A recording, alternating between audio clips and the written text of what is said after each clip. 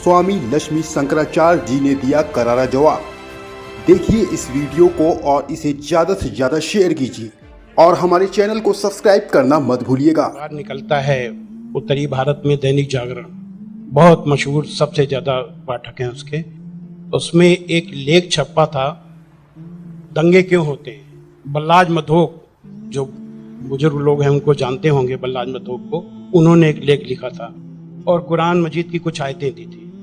तो वो आयतें देखने के लिए कि क्या वास्तव में सही है कि नहीं, मैं इलाहाबाद में एक दुकान में गया और मौलाना फतेह मोहम्मद खान साहिब जालंधरी और मौलाना अब्दुल पारिक साहब की हिंदी का अनुवाद ले आया और उसमें हमने देखा तो वो कुरान मजीद की वो आयत वैसे ही मौजूद थी। तो मुझे लगा कि ये बात सही है और मैंने किताब लिखी, इस्लामिक आतंकवाद का इतिहास। बाला साहब ठाकरे को बहुत पसंद आई, उन्होंने उसका अंग्रेजी ट्रांसलेशन कराया, the history of Islamic terrorism के नाम से। बाद में एक सज्जन ने, अब मैं वहां आ रहा हूं कि मेरा सोच कैसे बदला।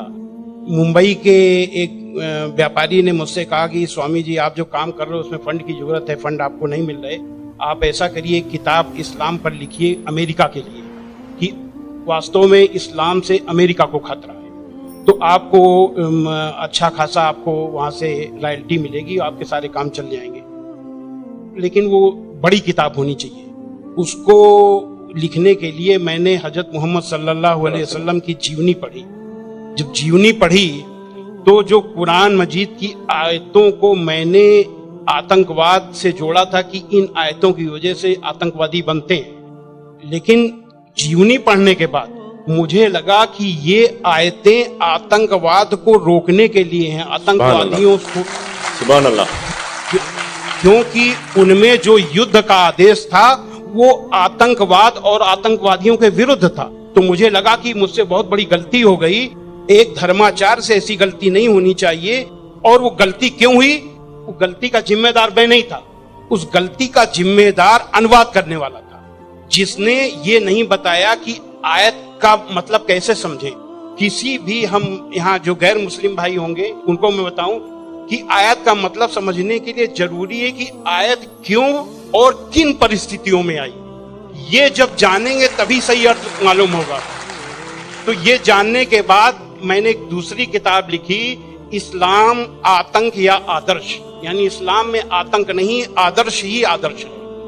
और इसका हम दूसरा उदाहरण और हम दे रहे हैं क्योंकि हमने एक दूसरी किताब भी लिखी है। एक बार मैं जा रहा था, अभी थोड़े दिन की बात है, तो एक सज्जन से मेरी बातचीत होने लगी। मैंने कहा इस्लाम में आतंकवाद है ही नहीं। तो उन्होंने क्या किया, अपने मोबाइल में दिखाया एक इंटरनेट से कि आज से 100 साल पहले ब्रिटिश पार्लियामेंट में एक भूतपूर्व जो प्रधानमंत्री विलियम ग्लैडस्टोन थे, उन्होंने कुरान मजीद को लहराते हुए उसके बारे में कुछ नेगेटिव चीजें कही थी।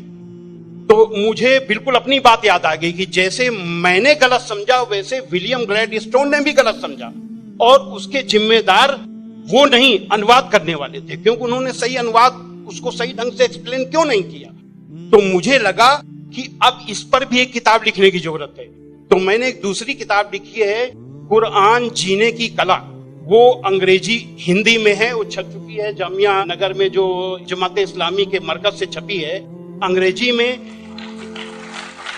इस्लाम एन आर्ट ऑफ लिविंग के नाम से अंग्रेजी में भी छपेगी। अब इन सारी चीजों जो मैंने इस्लाम को देखा, कुरान को देखा, उसके हिसाब से मैं एक छोटे से निष्कर्ष पे पहुंचा कि इंसान में इंसानियत लाने के तरीके का नाम इस्लाम है। और ये जुमला नहीं है, ये जुमलेबाजी नहीं है कि मैं अपने तरफ से मैंने कोई एक मुहावरा कह दिया, एक जुमला फेंक दिया। ये बात दलील के साथ मैं बताऊंगा, और मैंने दलील के साथ देखा है। ये इंसानियत के दुश्मन है, काम, क्रोध, मद, लोभ, मोह, ये दुश्मन है। और कुरान मजीद में इन सब के लिए बहुत ही बड़ी बुराई बताया गया है और रोक लगाई गई है। पहले एक चीज हम काम को ले लेते हैं, काम यानी कि किसी भी महिला को, किसी भी औरत को अपनी बीबी को छोड़ करके और दुनिया की जितनी महिलाएं हैं उनको अपनी माँ, बहन, बेटी समझना, ये कुरान में बहुत ही सख्ती से पालन करने के लिए कहा गया है। अभी तक आप लोगों ने देखा होगा कि जो गैर मुस्लिम भाई हो सुने कि किसी भी मर्द को देख करके औरत को अपनी निगाहें नीची कर लेना चाहिए, लेकिन कुरान का क्या हुक्म है? कुरान के सूरा 24 आयत नंबर 30 में है, ऐ मोहम्मद मोमिनों से कह दो कि वे अपनी गैर जो भी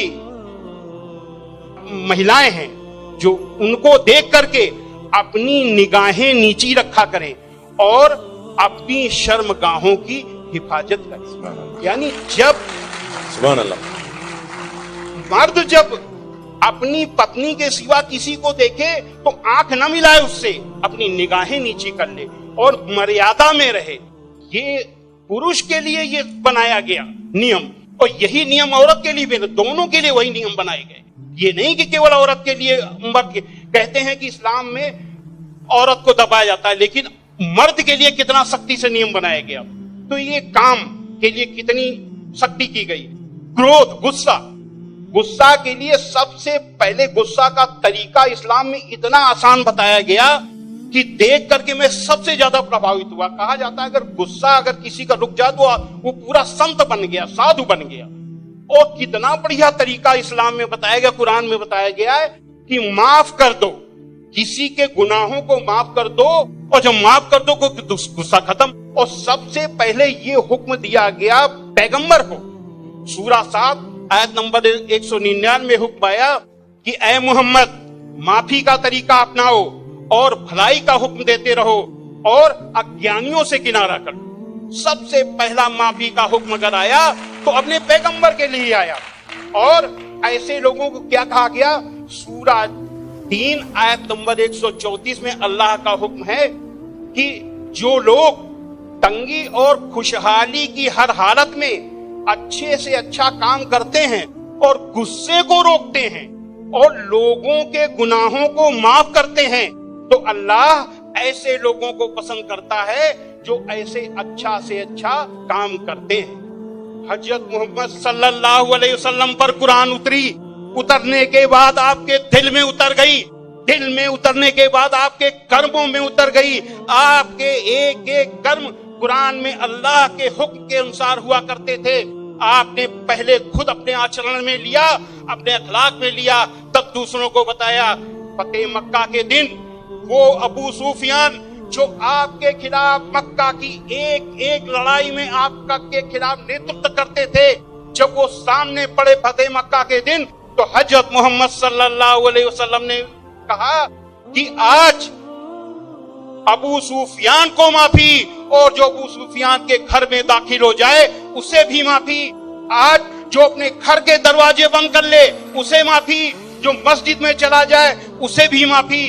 अब आप सोचिए, जिस मक्का में कदम कदम पे आपका विरोध था, कदम कदम पे आपके रास्ते पे रोड़े अटकाए गए, और जब 10,000 लोगों की फौज के साथ आप जब पहुंचे तो किसकी हिम्मत थी कि सामने होता? सारे के सारे लोग छिप गए। जब हजरत मोहम्मद सल्लल्लाहु अलैहि वसल्लम ने देखा कि कोई नहीं दिखाई दे रहा, तो बहाना बनाया माफी देने का। ये बहाना क्या बनाया कि जो यहाँ चला छुप जाए उसे माफी, जो वहां छुप जाए उसे माफी, जो वहां छुप जाए उसे भी माफी। यानी किसी न किसी बहाने सबको माफी, माफी, माफी और माफी।